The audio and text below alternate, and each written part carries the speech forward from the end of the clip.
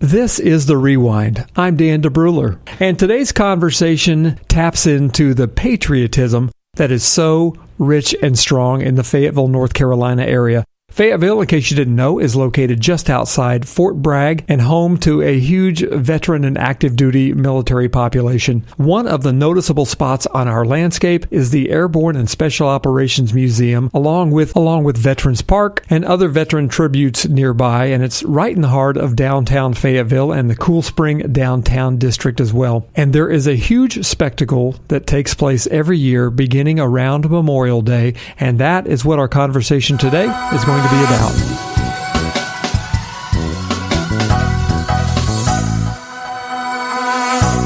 Well, good morning. You're in the Daily Grind. I'm Laura Bortz. I'm Dan DeBruler. So glad you're here today, and so glad to introduce you to our guests this morning.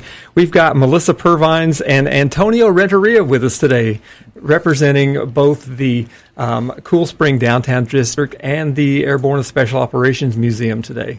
Welcome. Good morning. Good morning. Thank you for having us. Well, we're so glad you're here. You know, one of the things that happens every year in Fayetteville, or for the last 4 years anyway, this is the 5th annual. No, this is the 12th annual. 12th annual. This is the 12th annual Field of Honor. It's a big deal if you've never been downtown around Memorial Day all the way into mid to late June and seen all the flags out there on the ground behind the Airborne Special. Yeah. It's a powerful moving, just driving by it. I mean, walking through it is even more so, you know, just amazing to see. I used to work down at the Airborne Special Ops Museum, and I remember that ride in the morning when I turned that corner on Bragg Boulevard and you just see 700 flags just waving in the wind. It's a beautiful sight. Mm-hmm. For the majority of people, I think we go and we see that and we wonder how in the world that all comes about, where all the flags come from, and what it even means. Maybe you could fill in some of the blanks for us today on how that all happens and where those flags come from. So we are actually the, I want to say, second or third longest running Field of Honor in the nation.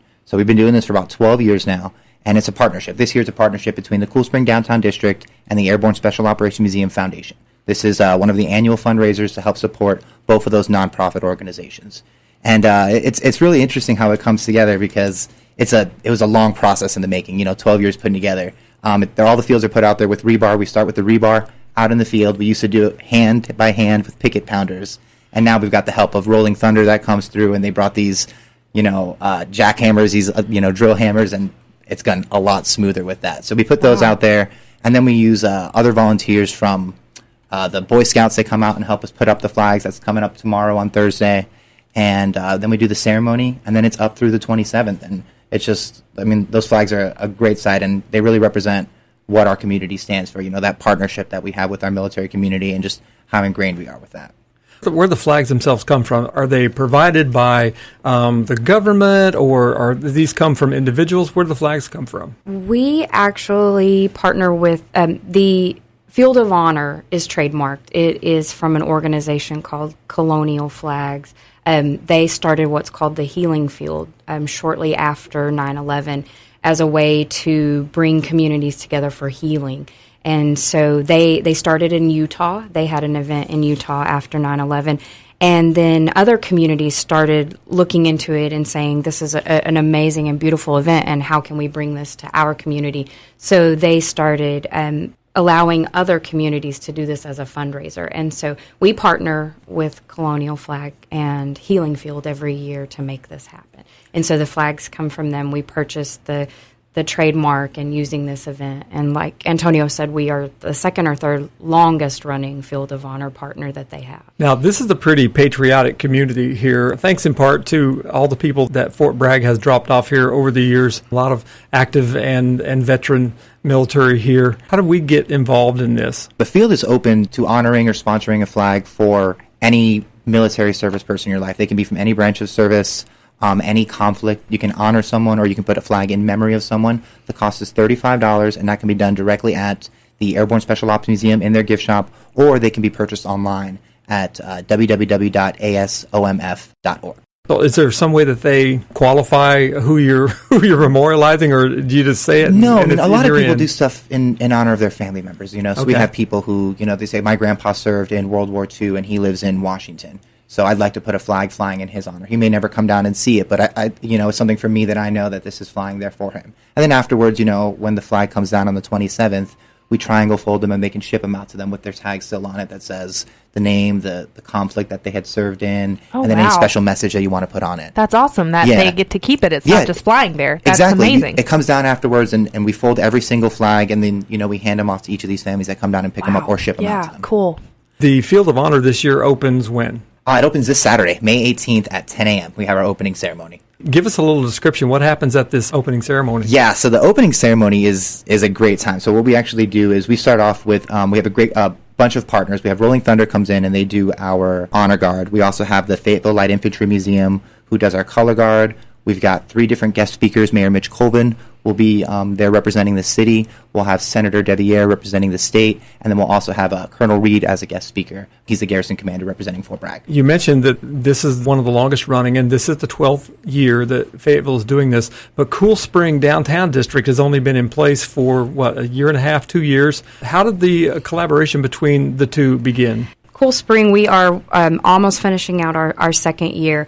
Cool Spring Downtown District kind of rose from a collaboration of many different things. We're funded by the Arts Council, the City of Fayetteville.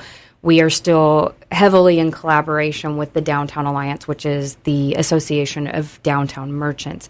So this event started as a Downtown Alliance event in collaboration with different partners.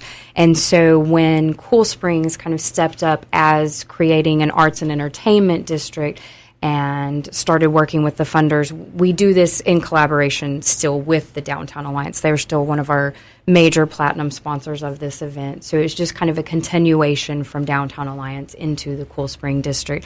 But pretty much the same players. We've had a great group of volunteers and merchants who have helped carry downtown in all of our events over the years. So. Yeah, and a real short answer is, anything that's happening in the downtown district, Cool Spring tries to have their hands all over and helping out with. There you go. So they're awesome in that regard. So this is only one of many things that you'll have going on over the summer then, because I understand you're involved with the Fourth Friday. Absolutely. So Fourth Friday has been in existence for many years and many different iterations, but we have most recently taken it on as a collaboration between the Cool Spring Downtown District, the Downtown Alliance, of course, our funding partners, the Arts Council, and the City of Fayetteville. And it is the fourth Friday of every month. We have what's basically an arts and entertainment block party in our downtown district, where you'll have performers and artists, and we may have different activities, scavenger hunts, different seek and finds, different activities to get people family-friendly, free events, come down, explore downtown, see what we have to offer. Is there somewhere online that people can keep up with what's going on downtown, or even a newsletter they can subscribe to? Absolutely. If you go to visitdowntownfayetteville.com, the first thing it'll ask you to do is subscribe to our newsletter that comes out every Thursday, and it contains what is happening downtown for the next 7 days. And we have a very robust event calendar on our Facebook page, which you just search Downtown Fayetteville, look for the Cool Springs logo, and you can go to our event calendar. We try to just amass everything that's happening downtown. That's my one-stop shop, is that Downtown Fayetteville Facebook page. I go there, and that's any event that's happening, even if it's not a Cool Spring event, they try to get the events put on there. So it's just kind of like a running calendar of everything happening downtown. Melissa, I'd like to get you back in here another time so we can talk about some of the things that are happening downtown, because I've learned so much already and realized you may be my go-to person. We're happy to help. You could be my clearinghouse for this information. But both of you have mentioned volunteers. Is there a way that our listeners can get involved in volunteering, or is this a closely held secret on how you can volunteer? Oh, no secret there. And if someone finds the secret to amassing volunteers, we'd be happy to hear that. The best way to be would either come by our office at 222 Hay Street. You can shoot us an email from our website, visitdowntownfayetteville.com, or you can call us at 910-223-1089. And we've just, getting back with Field of Honor, too, we still have volunteer opportunities available. When the field comes down, we've got 750 flags to bring in and fold 750 pieces of rebar to take out. Train in proper flag folding? Yeah, absolutely. Okay. And that's the great part, is you get down there and you've got people really, you got some service members that come down and help out. So it's just kind of everybody working together to kind of make that, happen. Very cool. Well, again, if you would like to go to the 12th Annual Field of Honor opening ceremony, 10 a.m. this Saturday, and the flags stay up until June 27th. It's free to attend. You don't have to pay a thing. You just come and hang out. And if you'd like to get a flag for somebody that you know and love, then you can always go to the gift shop at the Airborne Museum and purchase one there. And you can visit online. What a cool thing that we're doing here and continue to do, it sounds like. Thanks for coming in, guys. Thank you for having us. Appreciate you guys. We appreciate it. Thanks again for joining us for this episode of The Rewind, hosted and produced in the WCLN studios in Fayetteville, North Carolina. Visit Christian1057.com to find out more anytime, or click subscribe now and never miss a thing.